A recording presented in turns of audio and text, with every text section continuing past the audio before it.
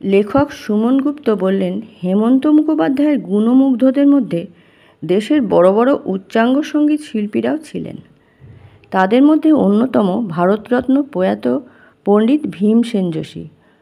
ঘটনাটা তার অত্যন্ত প্রিয় শিষ্য আশুতোষ ভরদ্বাজের মুখেই শুনেছিলাম। সময়টা 1990-এর আশেপাশে। একদিন এক সঙ্গীত অনুষ্ঠানের পরে দারুণ মুডে ছিলেন ভীমসেন যোশী। কলকাতার প্রতি একটা আলাদা টান ছিল তার। কোনো একটা প্রসঙ্গে হেমন্ত মুখোপাধ্যায়ের কথা উঠতেই পণ্ডিতজি আশুতোষবাবুকে জিজ্ঞেস করলেন, তুম হেমন্ত কুমার কো জানতে থে? আশুতোষবাবু সবিনয়ে বললেন, গুরুজি, দূর থেকে আমি ওনাকে দেখেছি, পরিচয় নেই, তবে ওর গানের আমি ভীষণ ভক্ত। এই কথা শুনে ভীমসেন যোশী খুশি হয়ে বললেন, अरे उनकी आवाज़ का तो सभी लोग दीवाना है। हेमंत कुमार बहुत ही इंटेलिजेंट और जानकार कलाकार थे। कठिन चीज़ को सरल करके पेश करते थे।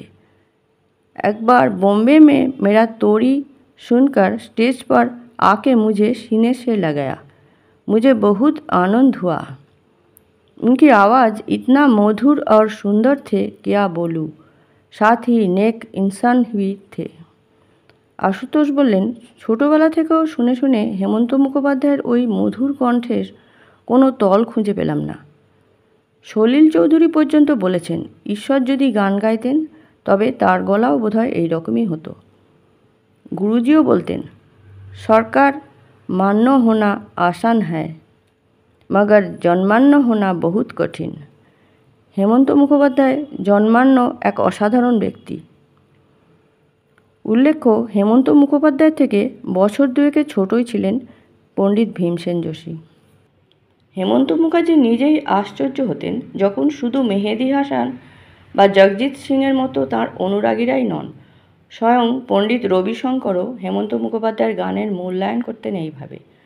সিম্পলিসিটি অফ এক্সপ্রেশনের একটা অবশ্যম্ভাবী আবেদন আছেই, কারণ তার মধ্যে কোনো প্রিটেনশন নেই।